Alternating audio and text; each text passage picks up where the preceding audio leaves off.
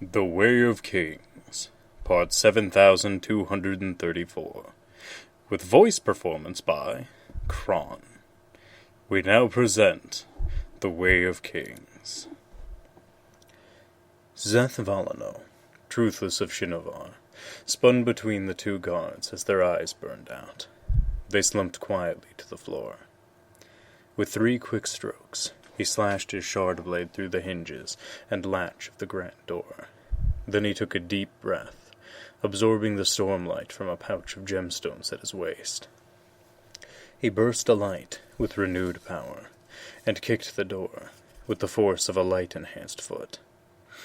It flew backward into the room, hinges no longer holding it in place, then crashed to the floor, skidding on the stone. The large feast hall inside was filled with people, crackling hearths and clattering plates. The heavy door slid to a halt, and the room grew quiet. "I am sorry," he thought, and then he dashed in to start the slaughter. Chaos ensued. Screams, yells, panic. Szeth leaped atop the nearest dining table and started spinning, cutting down everyone nearby. As he did so, he made certain to listen to the sounds of the dying. He did not shut his ears to the screams. He did not ignore the wails of pain. He paid attention to each and every one, and he hated himself. He moved forward, leaping from table to table, wielding his shard blade, a god of burning stormlight and death. "Armsmen!" yelled a light-eyed man at the edge of the room. "Where are my armsmen?" Thick of waist and shoulder, the man had a square brown beard and a prominent nose. King Havanar of Jacaved, not a shard-bearer, though some rumors said that he secretly kept a shard blade. Near Szeth, men and women scrambled away, stumbling over one another. He dropped among them, his white clothing rippling. He cut through a man who was drawing his sword, but also sliced through 3 women who wanted only to escape. Eyes burned out, and bodies collapsed. Szeth reached behind himself, infusing the table he'd leaped from, then lashing it to the far wall. With a basic lashing, the large wooden table fell to the side, tumbling into people, causing more screams and more pain. Szeth found himself crying. His orders were simple. Kill. Kill as you have never killed before. Lay the innocent screaming at your feet, and make the light eyes weep. Do so wearing white, so all know who you are. Szeth did not object. It was not his place. He was truthless. And he did as his masters demanded. 3 light-eyed men got up the nerve to attack him, and Szeth raised his shard blade in salute. They screamed battle cries as they charged. He was silent. A flick of his wrist cut the blade from the first one's sword. The length of metal spun in the air as Szeth stepped between the other 2, his blade swishing through their necks. They dropped in tandem, eyes shriveling. Szeth struck the first man from behind, ramming the blade through his back and out his chest. The man dropped forward, a hole in his shirt, but his skin unmarred. As he hit the floor, his severed sword blade clanged to the stones behind him. Another group came at Szeth from the side, and he drew stormlight into his hand and flung it in a full lashing across the floor at their feet. This was the lashing that bonded objects. When the men crossed it, their shoes stuck to the floor. They tripped, and found their hands and bodies lashed to the floor as well. Szeth stepped through them mournfully, striking. The king edged away, as if to round the chamber and escape. Szeth sprayed a table's top with a full lashing, then infused the entire thing with a basic lashing as well, pointed at the doorway. The table flipped into the air and crashed against the exit, the side bearing the full lashing sticking it to the wall. People tried to pry it out of the way, but that only made them bunch up, as Szeth waded into them, shard blade swinging. Yes, to answer your question, Seth is actually Spider-Man. So many deaths. Why? What purpose did it fulfill? When he'd assaulted Alethkar 6 years before, he'd thought that that had been a massacre. He hadn't known what a true massacre was. He reached the door, and found himself standing over the bodies of some 30 people, his emotions caught up in the tempest of stormlight with him. He hated that stormlight, suddenly as much as he hated himself, as much as he cursed the blade he held, and the king. Seth spun on the man, irrationally, his confused, broken mind blaming this man. Why had he called a feast this night? Why couldn't he have retired early? Why had he invited so many people? Seth charged at the king. He passed the dead, who lay twisted on the floor, burned-out eyes staring in lifeless accusation. The king cowered behind his high table. That high table shuddered, quivering oddly. Something was wrong. Instinctively, Seth lashed himself to the ceiling. From his viewpoint, the room flipped, and the floor was now above. 2 figures burst out from beneath the king's table. 2 men in plate, carrying shard blades, swinging. Twisting in the air, Seth evaded their swings, then lashed himself back to the floor, landing on the king's table, just as the king summoned his own shard blade. So those rumors were true. The king struck, but Seth jumped backward, landing beyond the shard-bearers. Outside, he could hear footfalls. Seth glanced to see men pouring into the room. The newcomers carried distinctive, diamond-shaped shields. Half-shards. Seth had heard of the new fabrials, capable of stopping a shard blade. "You think I don't know what you...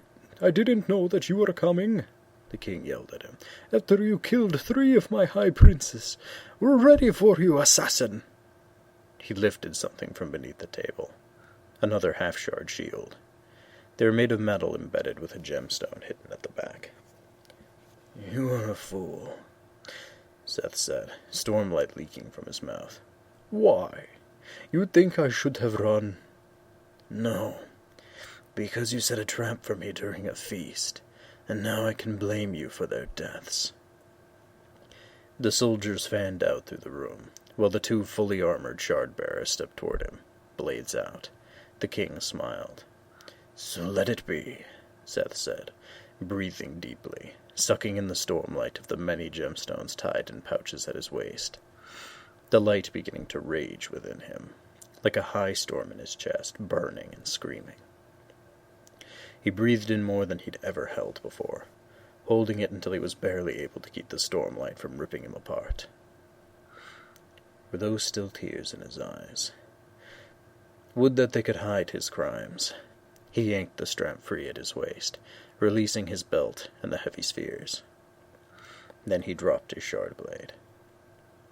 His opponents froze in shock, as his blade vanished to mist. Who would drop a shard blade in the middle of a battle? It defied reason. And so did Seth. "You are a work of art, Seth, son Neutro. A god." It was time to see. The soldiers and shard-bearers charged. Mere heartbeats before they reached him, Seth spun into motion, liquid tempest in his veins. He dodged between the initial sword strikes, spinning into the midst of the soldiers. Holding this much stormlight made it easier to infuse things. The light wanted out, and it pushed against his skin. In this state, the shard blade would only be a distraction. Seth himself was the real weapon.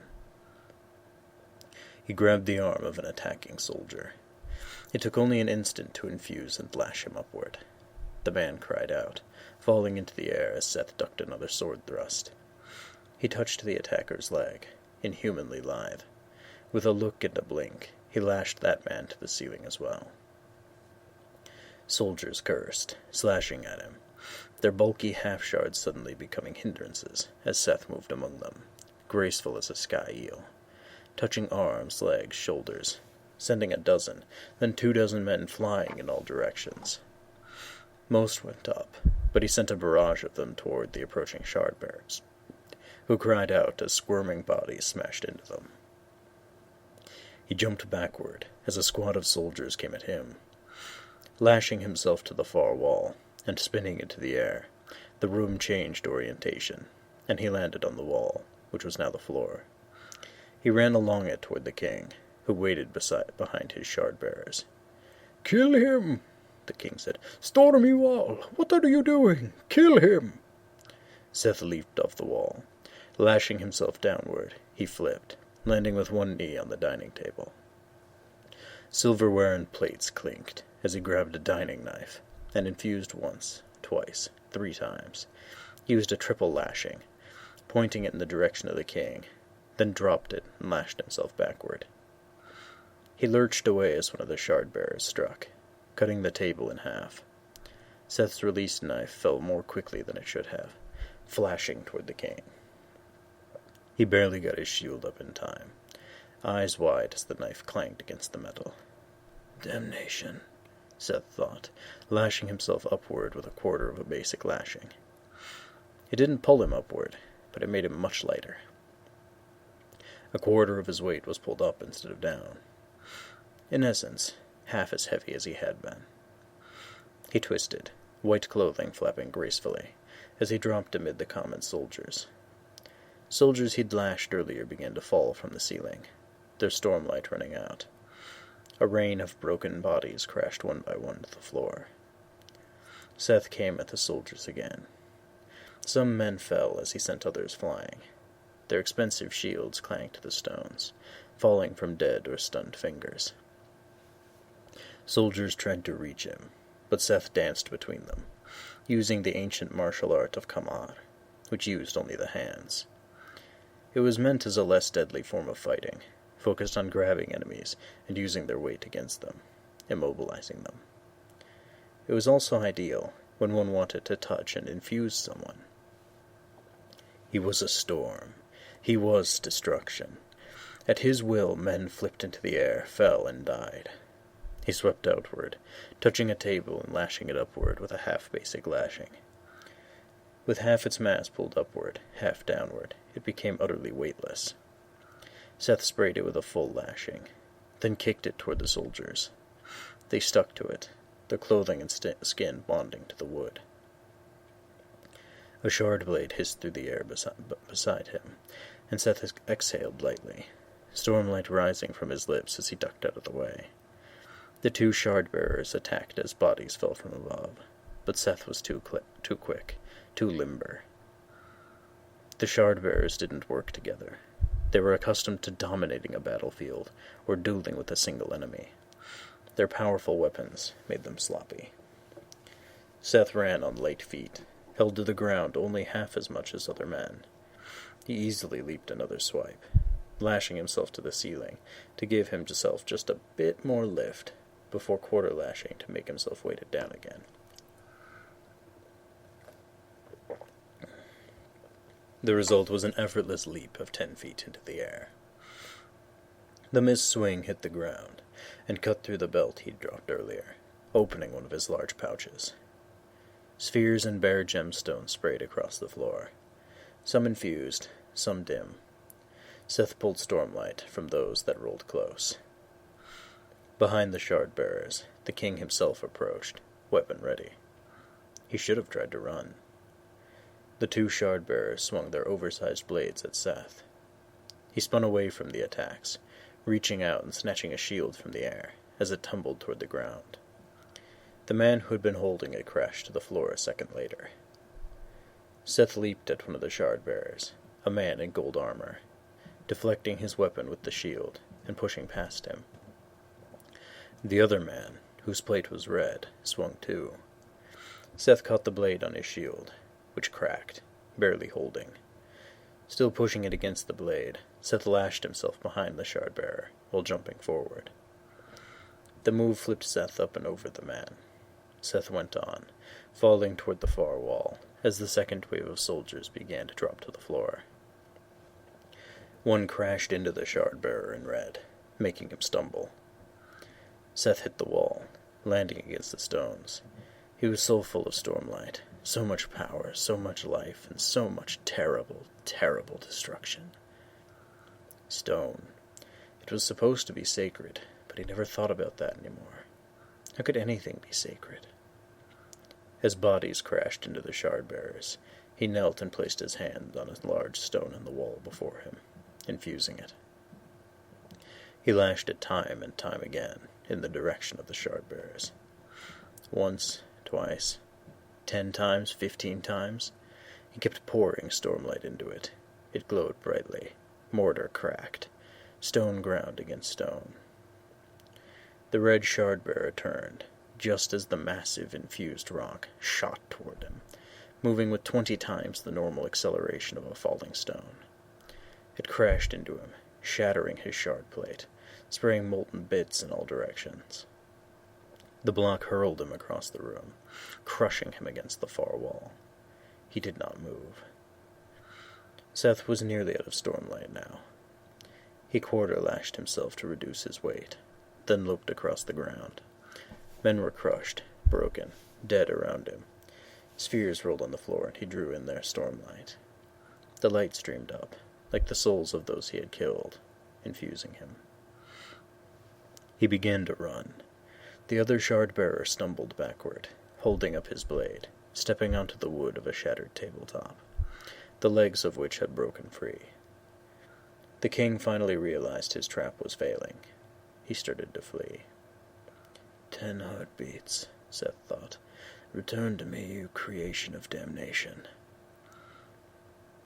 Seth's heartbeats began to thump in his ears. He screamed, light bursting from his mouth like radiant smoke, and threw himself to the ground as the shard-bearer swung. Seth lashed himself to the far wall, skidding through the shard-bearer's legs. He immediately lashed himself upward. He soared into the air as the shard-bearer rounded on him again. But Seth wasn't there. He lashed himself back downward, dropping behind the shard-bearer to land on the broken tabletop. He stooped and infused it.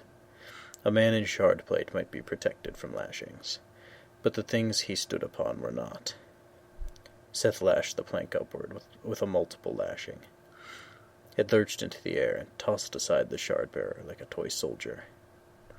Seth himself stayed atop the board, riding it upward in a rush of air. As it reached the lofty ceiling, he threw himself off of it, lashing himself downward once, twice, 3 times. The tabletop crashed into the ceiling. Seth fell with incredible speed toward the shard-bearer, who lay dazed on his back. Seth's blade formed in his fingers just as he hit, driving the weapon down through the shard plate. The breastplate exploded, and the blade sank deeply through the man's chest and into the floor underneath. Seth stood, pulling his shard blade free. The fleeing king looked over his shoulder with a cry of disbelieving horror. Both of his shard-bearers had fallen in a matter of seconds. The last of the soldiers nervously moved in to protect his retreat. Seth had stopped crying.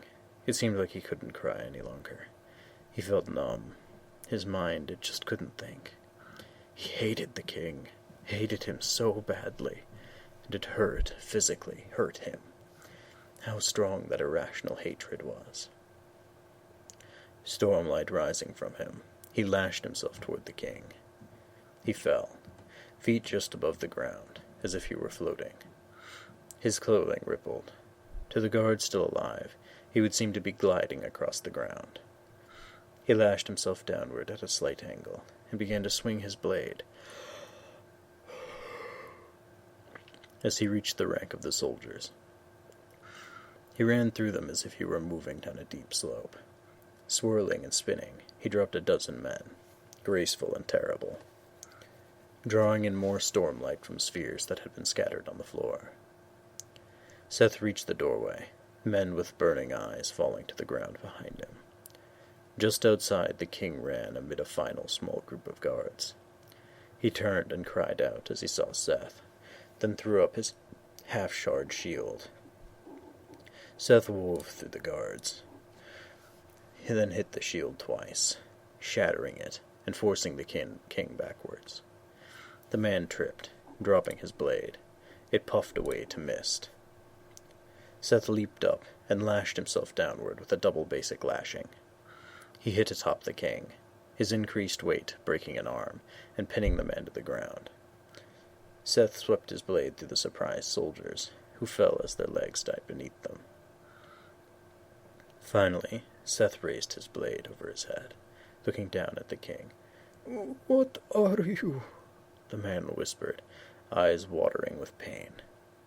"Death," Seth said, and drove his blade point first through the man's face and into the rock below.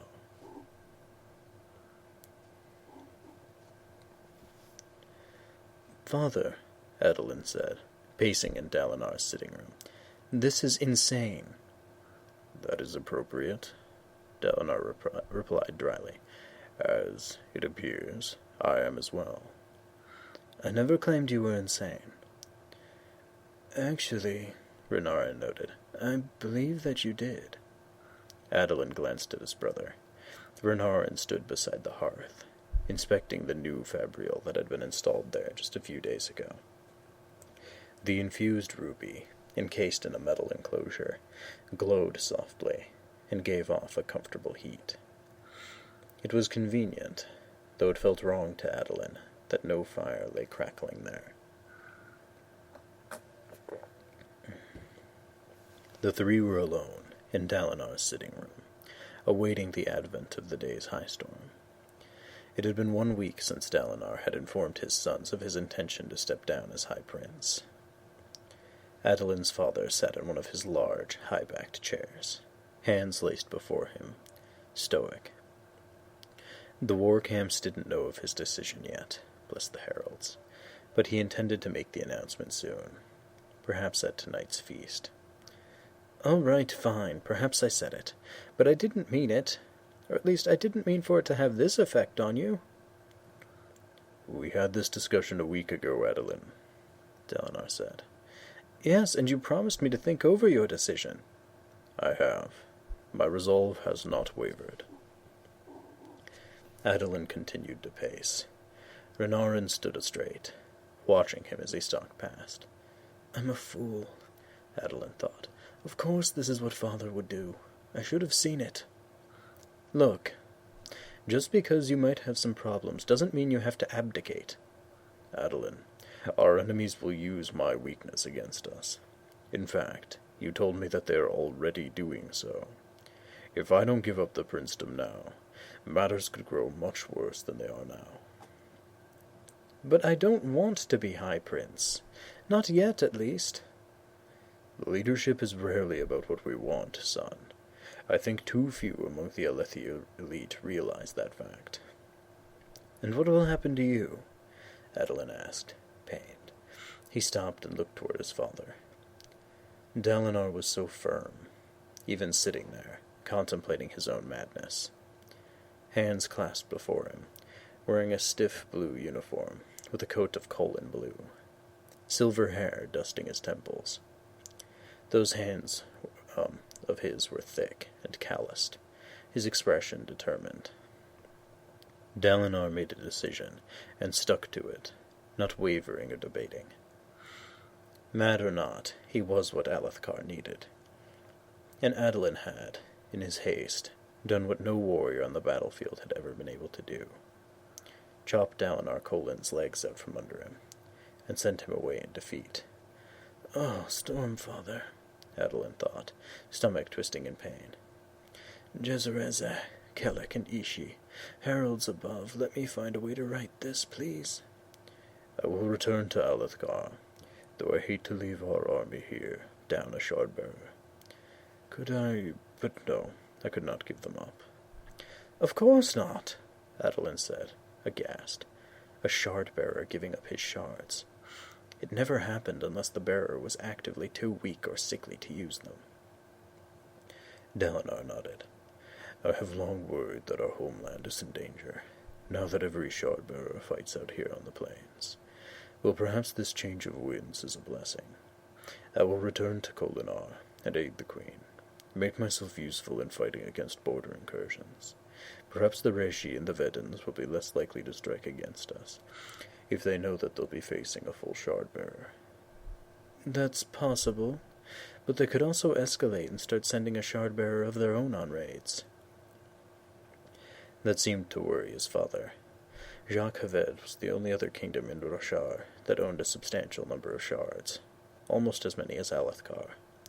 There hadn't been a direct war between them in centuries. Alethkar was too divided, and Jacques Haved was little better. But if the two kingdoms clashed in force, it would be a war the likes of which hadn't been seen since the days of the hierocracy. Distant thunder rumbled outside, and Adolin turned sharply toward Dalinar. His father remained in his chair, staring westward, away from the storm. We will continue this discussion afterward. For now, you two should tie my arms to the chair. Adolin grimaced, but did as he was told without complaint. Dalinar blinked, looking around. He was on the battlement of a single-walled fortress, crafted from large blocks of deep red stone. The wall was sheer and straight. It was built across a rift in the leeward side of a tall rock formation, overlooking an open plain of stone, like a wet leaf stuck across a crack in a boulder. These visions feel so real, Dalinar thought, glancing at the spear he held in his hand, and then down at his antiquated uniform, a cloth skirt and leather jerkin. It was hard to remember that he was really sitting in his chair, arms tied down, if he couldn't feel the ropes or hear the high storm. He considered waiting out the vision, just doing nothing. If this wasn't real, why should he participate? Yet he couldn't completely believe, that he was coming up with these delusions on his own. His decision to abdicate to Adolin was motivated by his doubts. Was he mad? Was he misinterpreting?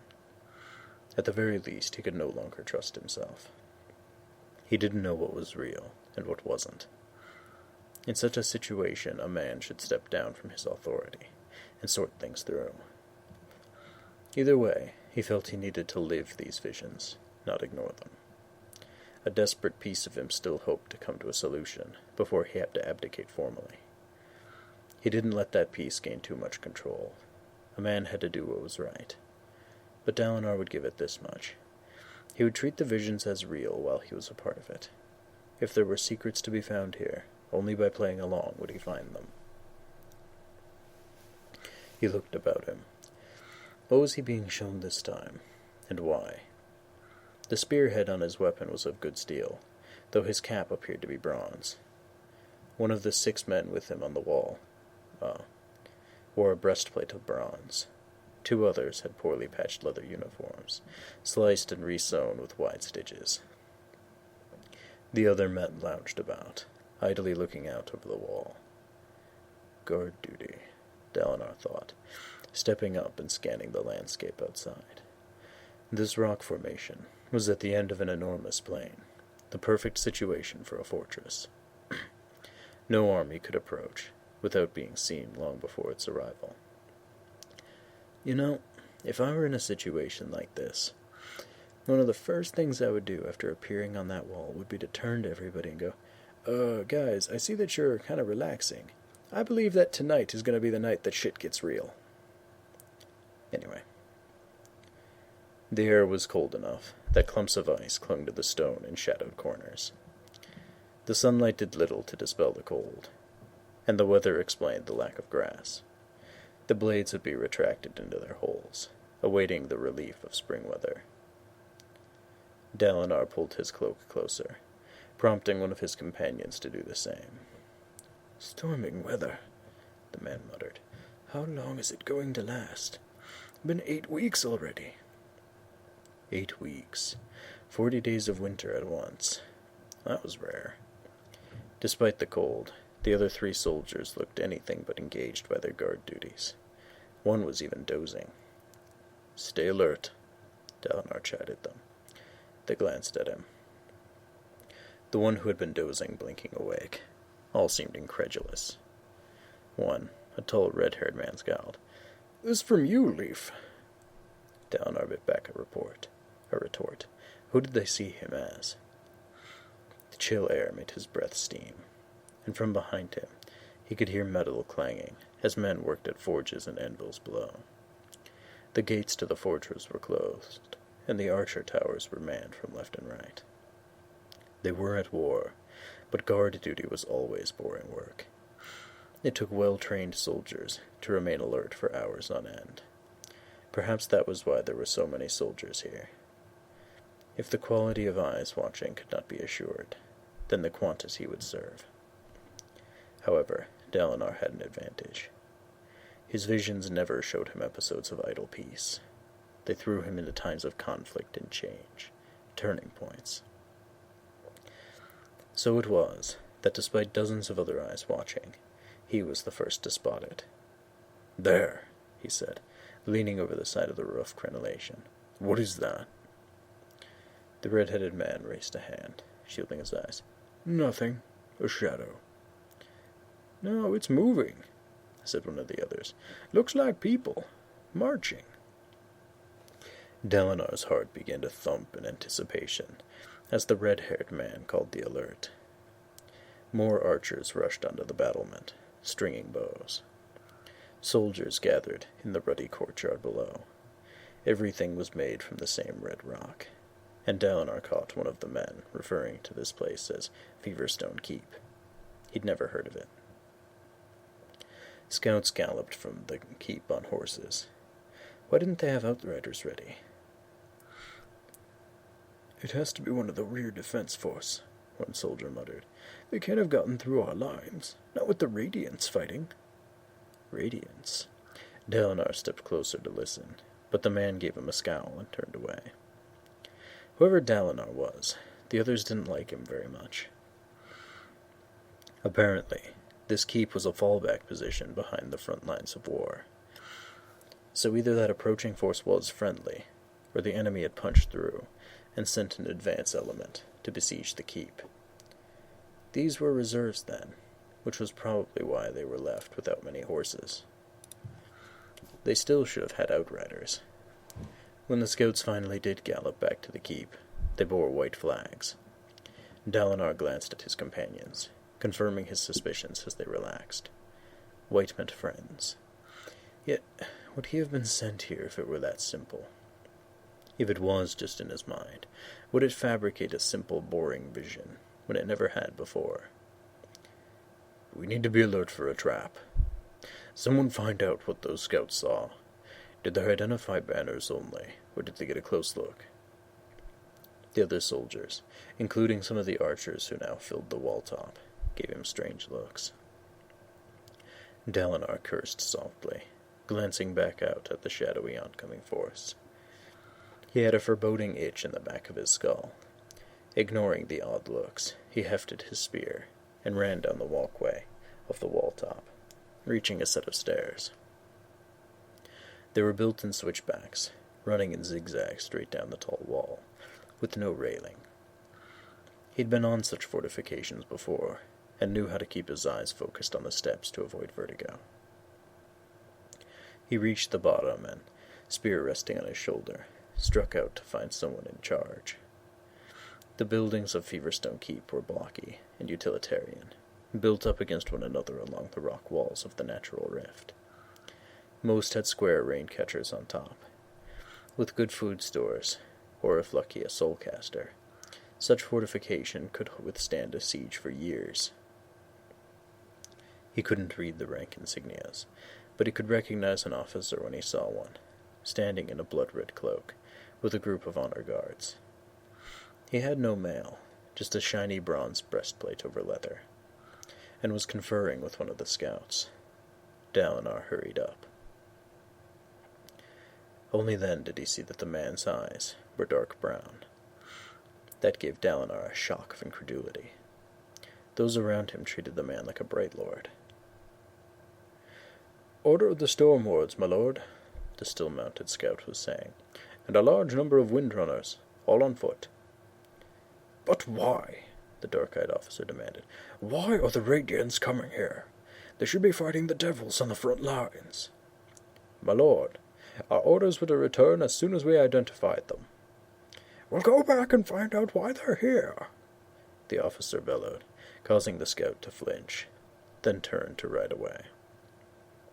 The Radiants. They were usually connected to Dalinar's visions in one way or another. As the officer began to call commands to his attendants, telling them to prep empty bunkers for the nights, Dalinar followed the scout toward the wall. Men crowded near the kill slits there, peering out at the plain. Like those above, these wore motley uniforms that looked pieced together. They weren't a ragged bunch, but were obviously wearing second-hand leavings. The scout rode through a sally port as Dalinar entered the shadow of the enormous wall, walking up to the back of a crowd of soldiers.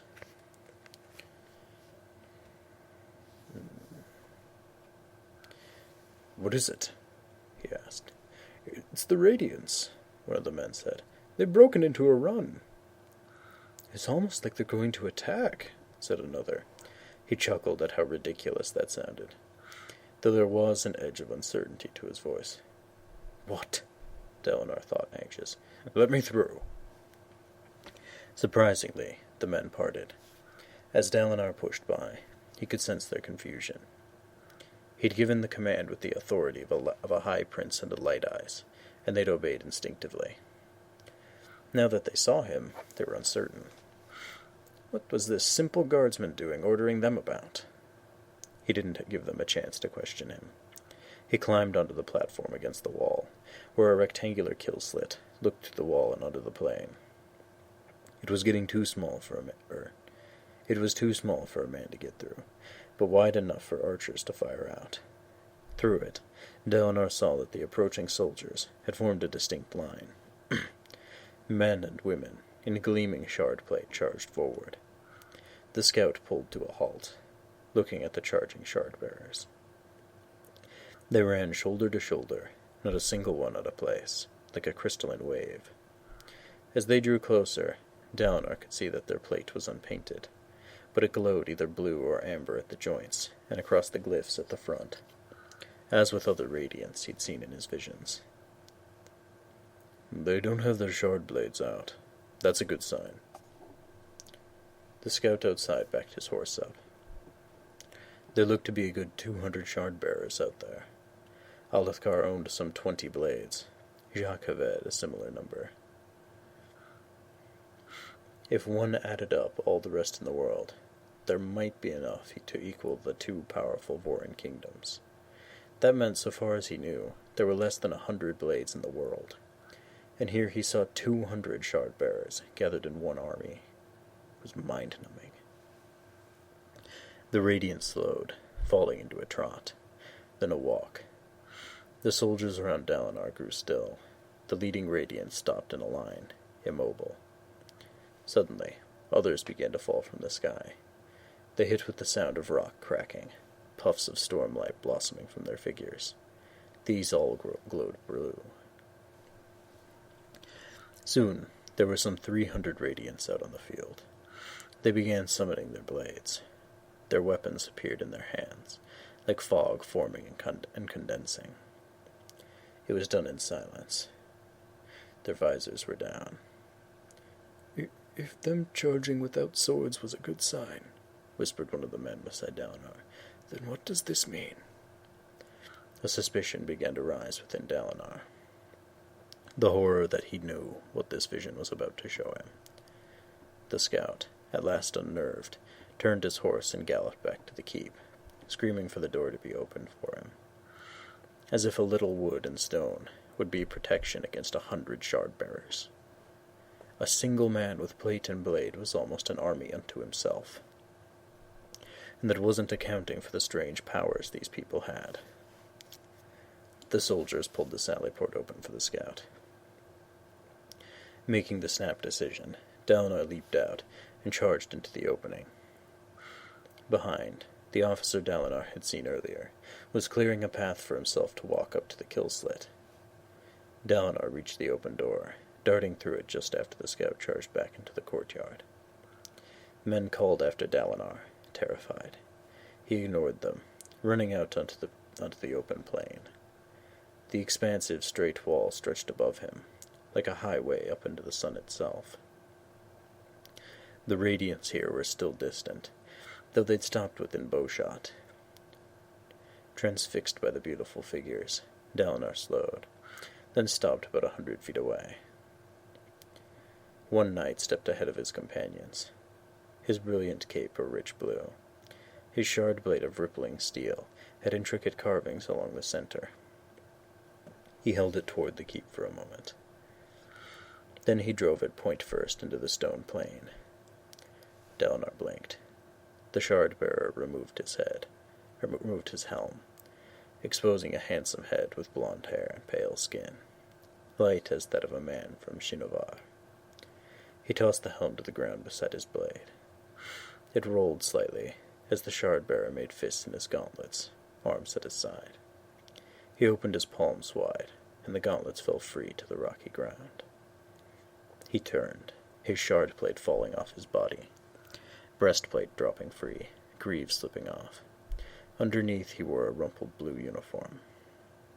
He stepped free of his bootleg sabatons, and continued to walk away.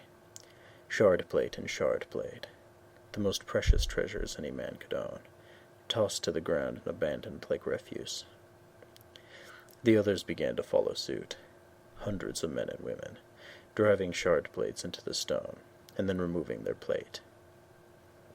The sound of metal hitting stone came like rain, then like thunder. Dalinar found himself running forward. The door behind him opened, and some curious soldiers left the keep. Dalinar reached the shard blades. They sprouted from the rock, like glittering silver trees, a forest of weapons. They glowed softly, in a way his own shard blade never had. But as he dashed among them, their light began to fade. A terrible feeling struck him, a sense of immense tragedy, of pain and betrayal. Stopping where he stood, he gasped, hand to his chest. What was happening? What was this dreadful feeling? That screaming he swore he could almost hear. The Radiants. They walked away from their discarded weapons. They all seemed individuals now. Each walked alone, despite the crowd. Dalinar charged after them, tripping over discarded breastplates and chunks of armor. He finally stumbled free of it all. "Wait!" he called. None of them turned. He could now see others in the distance, far off, a crowd of soldiers, not wearing shard plate, waiting for the Radiants to return. Who were they, and why hadn't they come forward?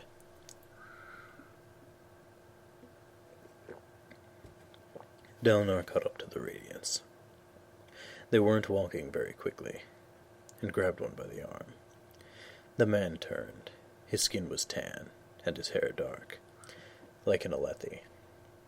His eyes were of the palest blue, unnaturally so, in fact. The irises were nearly white. "Please, tell me why you are doing this." The former shard-bearer pulled his arm free and continued to walk away. Dalinar cursed, then ran into the midst of the shard-bearers. They were all of races and nationalities, dark skin and light, some with Thaylen eyebrows, others with skin ripples of the Sealai. They walked with eyes forward, not speaking to one another, steps slow but resolute. "Will someone tell me why?" Dalinar bellowed. "This is it, isn't it? The day of recreance, the day you betrayed mankind. But why?" None of them spoke. It was as if he didn't exist. People spoke of betrayal, of the day the Knights Radiant turned their backs on their fellow men. What were they fighting, and why had they stopped? 2 orders of knights were mentioned, Dalinar thought, but there were 10 orders. What of the other 8? Dalinar fell to his knees in the sea of solemn individuals. "Please, I must know." Nearby, some of the keep's soldiers had reached the shard blades. But rather than chasing after the Radiants, these men were cautiously pulling the blades free. A few officers scrambled out of the keep, calling for the blades to be put down. They were soon outnumbered by men who began boiling out of the side gates and rushing toward the weapons. "They are the first," a voice said. Dalinar looked up to see that one of the knights had stopped beside him. It was the man who looked Alethi. He looked over his shoulder at the crowd gathering around the blades. Men had begun to scream at one another, everyone scrambling to get a blade before they were all claimed. "They are the first," the Radiant said, turning to Dalinar. Dalinar recognized that voice. It was different, but it was the voice that always spoke to him in these visions. "They were the first, and they were also the last. Is this the day of recreance? These events will go down in history. They will be infamous. You will have many names for what happened here. But why? Please, why did they abandon their duty?" The figure seemed to study him. "I have said that I cannot be of much help to you. The night of sorrows will come, and true desolation, the Everstorm." "Then answer my questions." "Read the book. Unite them." "The book? The Way of Kings?" The figure turned and walked from him, joining the other Radiants as they crossed the stone plain, walking toward places unknown. Up. Dalinar looked back at the melee of soldiers rushing for blades. Most had already been claimed. There weren't enough blades for everyone, and some had begun raising theirs up, using them to fend off those who got too close. As he watched, a bellowing officer with a blade was attacked by two men behind him. The glow from within the weapons had completely vanished. The killing of that officer made others bold. Other skirmishes started, men scrambling to attack those who had blades, hoping to get one. Eyes began to burn, screams, shouts, death. Dalinar watched until he found himself in his quarters, tied to his chair. Renarin and Adolin, watching nearby, looking tense. Dalinar blinked, listening to the rain of the passing high storm on the roof. "I've returned," he said to his son. "You may calm yourselves." Adolin helped untie the ropes, while Renarin stood up and fetched Dalinar a cup of orange wine. Once Dalinar was free, Adolin stood back. The youth folded his arms. Renarin came back, his face pale. He looked to be having one of his episodes of weakness. Indeed, his legs were trembling.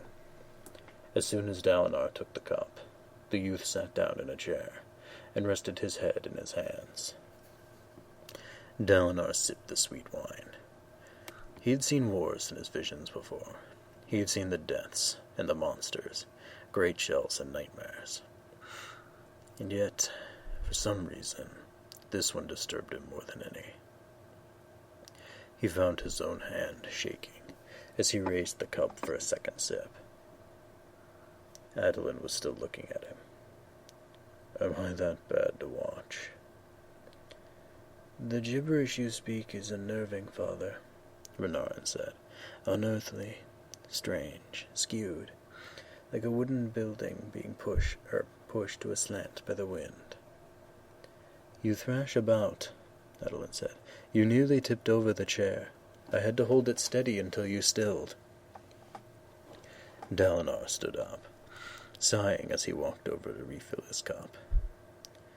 "And you still think I don't need to abdicate?" "The episodes are containable," Adolin said, though he sounded disturbed. "My point was never to get you to abdicate. I just didn't want you relying upon the delusions to make decisions about our house's future.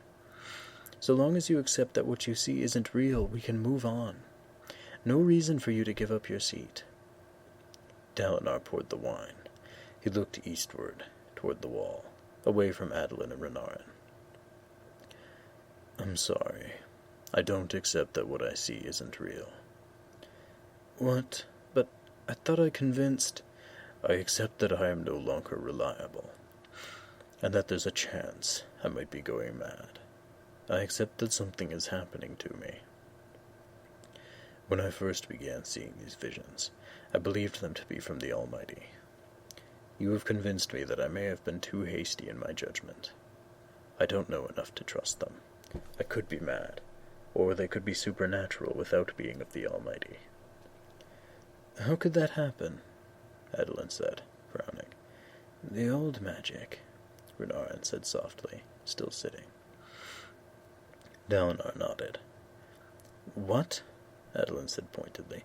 The old magic is a myth. Unfortunately, it is not, Dalinar said, then took another drink of the cool wine. I know this for a fact. Father, for the old magic to have affected you, you'd have to travel to the west and seek it, wouldn't you? Yes, he said, ashamed. The empty place in his memories, where his wife had once existed, had never seemed as obvious to him as it did at that moment. He tended to ignore it, with good reason. She'd vanished completely, and it was sometimes difficult for him to remember that he had been married. These visions are not in line with what I've understood about the Night Watcher. Most consider her to be just some powerful spren. Once you've sought her out and have been given your reward and your curse, she's supposed to leave you alone. When did you seek her? It has been many years now. Then this probably isn't due to her influence. I agree. But what did you ask for?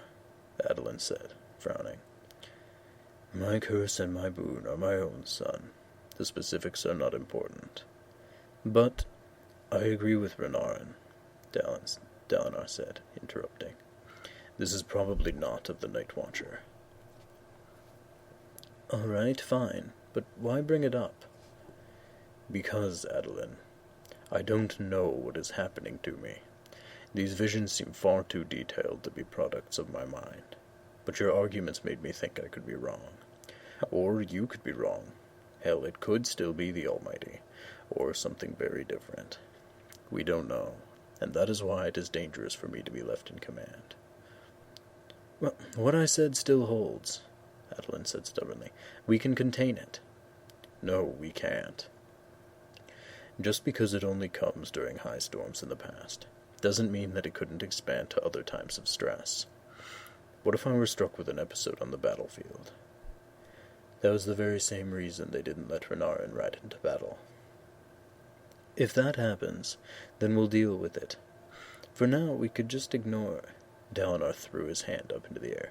Ignore. I cannot ignore something like this.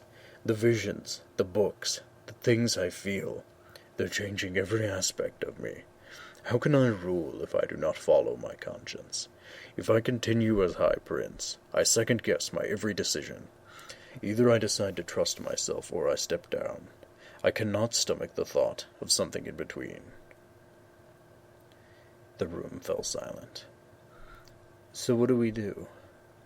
We make the choice. I make the choice. Step down or keep heeding the delusions? Adeline spat. Either way, you're letting them rule us. And you have a better option. You've been quick to complain, Adeline, which seems to be a habit of yours, but I don't see you offering a legitimate alternative. I said a legitimate option, no. I gave you one. Ignore the visions and move on. I said a legitimate option. The two stared at one another. Dalinar fought to keep his anger contained. In many ways, he and Adeline were too similar. They understood one another, and that enabled them to push in places that hurt. Well, what if we proved whether or not the visions were true? Dalinar glanced at him.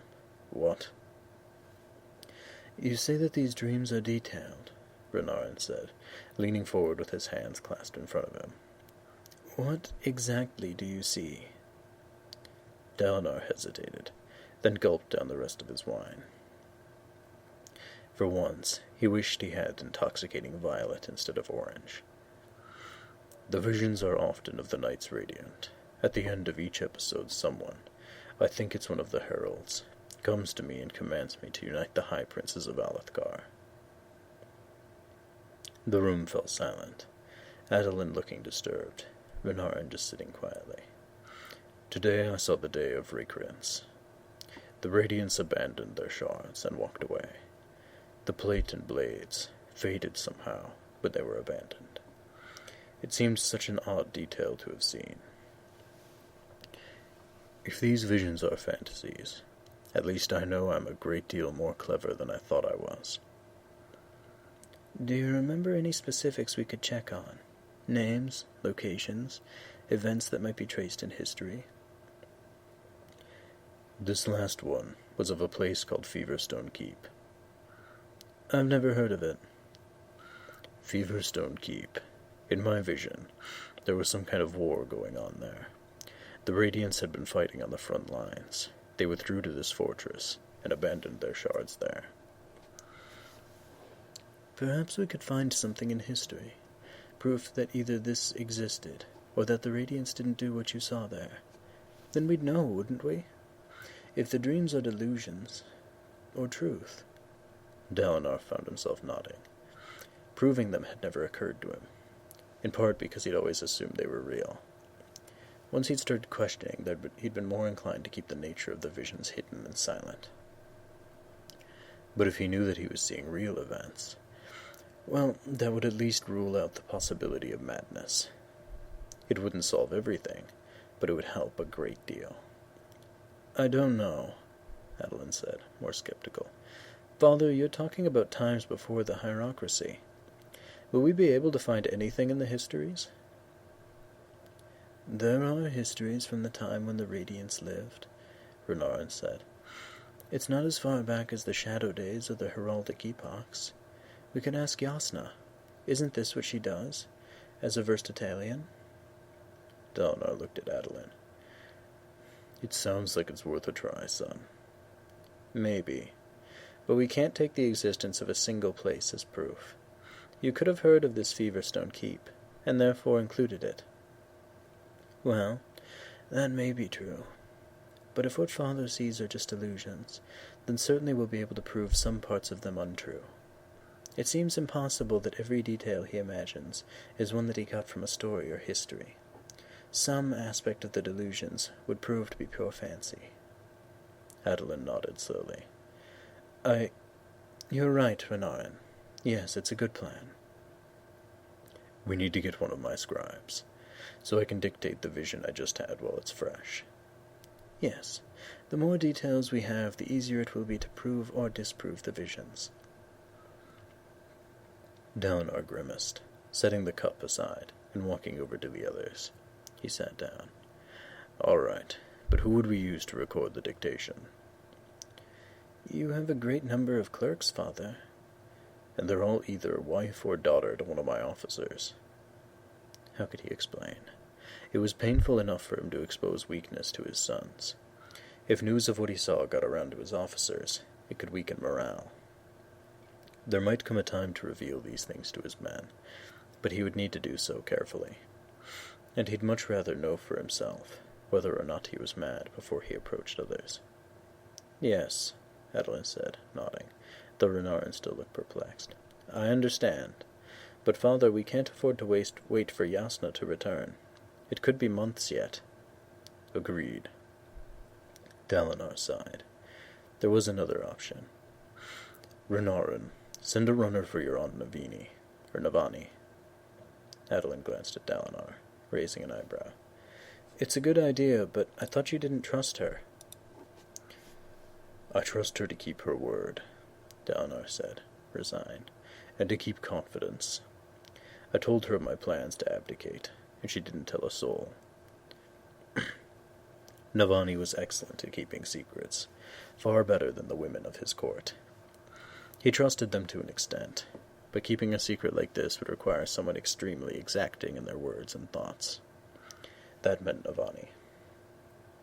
She would probably find a way to manipulate him using this knowledge, but the secret would be safe from his men.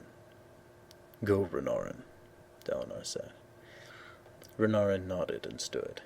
He had apparently recovered from his fit, and walked sure-footed to the door. As he left, Adeline approached Dalinar. "Father, what will you do if we prove that I'm right, and it's just your own mind?" "A part of me wishes for that to happen," Dalinar said, watching the door swing closed after Renarin. "I fear madness, but at least it's something familiar, something that can be dealt with. I will give you the princedom, then seek help in Carburanth. But if these things are not delusions, I face another decision. Do I accept what they tell me, or not? It may very well be better for Alethkar if I prove to be mad. It will be easier, at least." Adeline considered that, his brow furrowed, jaw tense. "And Sadeas? He seems to be nearing the completion of his investigation. What do we do?" It was a legitimate question. Troubles over Dalinar trusting the visions, in relation to Sadeas, had been what had drawn Dalinar and Adeline to argument in the first place. Unite them. It wasn't just a command from the visions. It had been Gavilar's dream. A unified Alethkar. Had Dalinar let that dream, combined with guilt over failing his brother, drive him to construct a supernatural rationalization for seeking his brother's will? He felt uncertain. He hated feeling uncertain. "Very well. I give you leave to prepare for the worst, just in case Sadeas moves against us. Prepare our officers, and call back the companies sent to patrol for bandits. If Sadeas denounces me as having tried to kill Elokar, we will lock down our war camp and go on alert. I don't intend to let him bring me in for execution." Adeline looked relieved. "Thank you, Father. Hope it doesn't come to that, son. The moment Sadeas and I go to war in earnest, Alethkar as a nation will shatter. Ours are the two princedoms that uphold the king, and if we turn to strife, the others will either pick sides or turn to wars of their own." Adeline nodded, but Dalinar sat back, disturbed. "I'm sorry," he thought to whatever force was sending the visions, "but I have to be wise." In a way, this seemed like a second test to him. The visions had told him to trust Sadeas. Well, he'll see what'll happen.